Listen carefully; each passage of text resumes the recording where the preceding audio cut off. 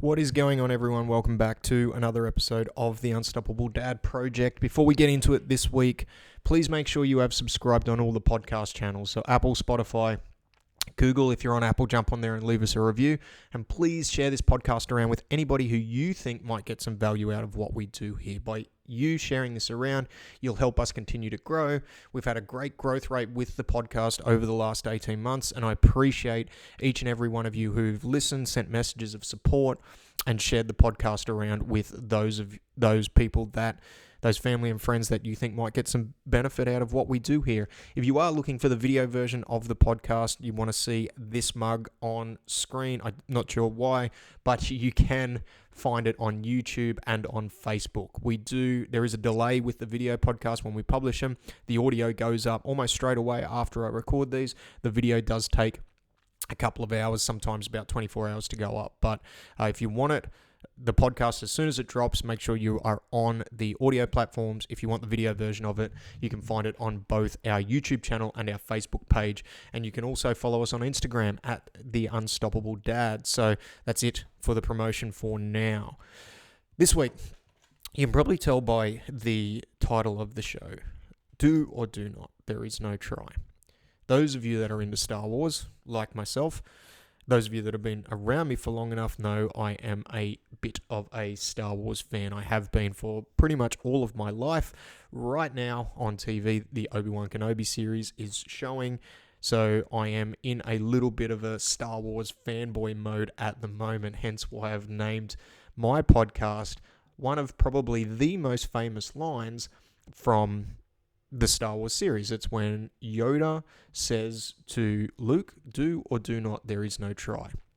And what that line means, probably different things to a lot of people, but I feel in essence what it means is you have the choice to whether you can or can't do something. Now, when you are talking about things that are inside of your control, you have the choice on how you respond to it. You have the choice on the action you can take. And the reason I titled the show that is because one of the themes of what I've been going through on the podcast over the last 3-4 weeks since I took that little break, because I went through a major transition in my life, is change. And we are all faced with changes on different levels all throughout our life. Like, one constant in life is change. And we have the choice to take action. We have the choice to do something about it. Now, I'm going to get a little bit more specific on this episode, because there's been a conversation I've been having with quite a lot of people over the last couple of weeks, and this has to do with the transition that as a company and as a business we are making, and as me as a coach, shifting from a predominantly in-person coach to an online coach. Now, that means for the program like the Unstoppable Dad Project, I'm now fully committed to doing that rather than having my time split between a gym and the online program. But I digress.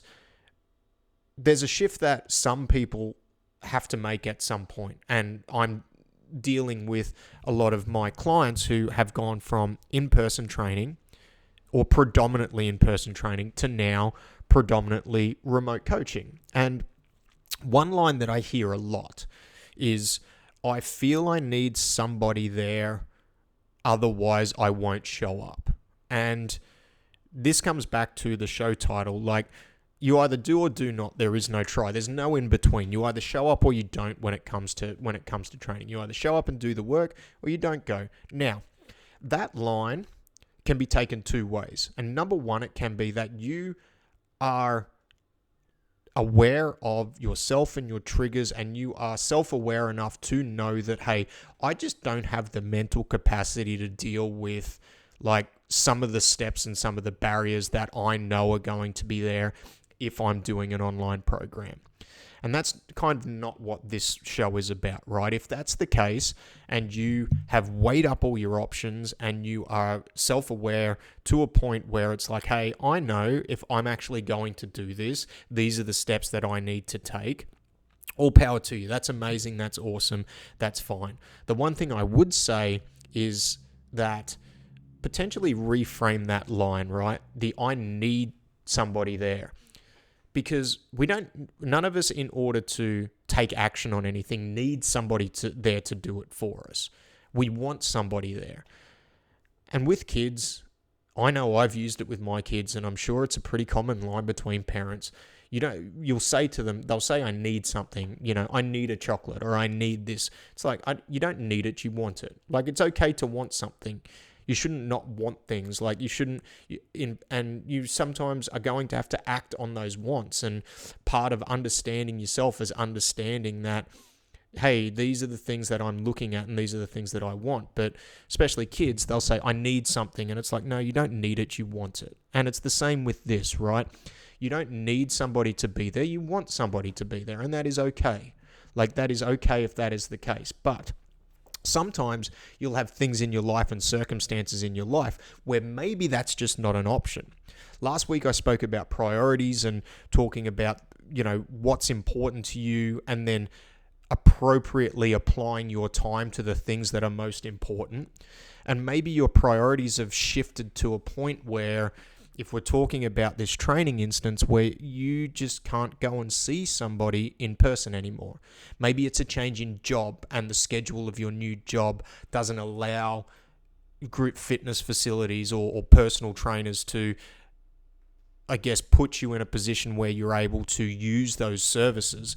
And that might be the case. So you've got to look at what the other option is. Now, when I have this conversation with people, and say I was having this conversation with a client midweek this week, where we were kind of talking about that, and she's in a position where we are looking to transition her fully online because circumstances have changed, and this is really the main option that is available at this point.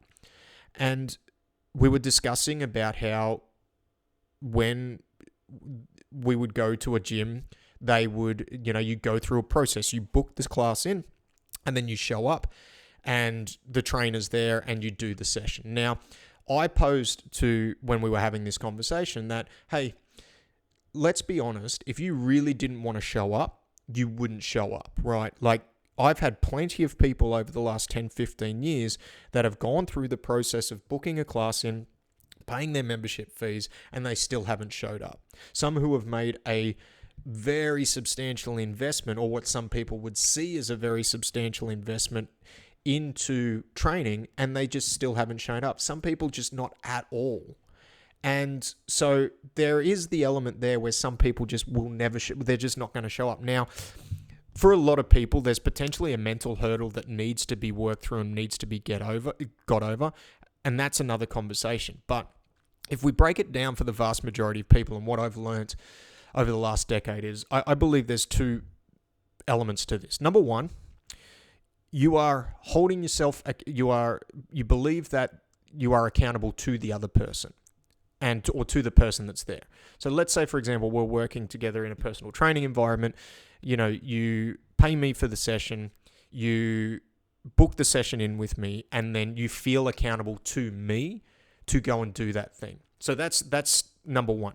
Number two, and this may be an unpopular opinion with a lot of people, but it's the financial investment, right?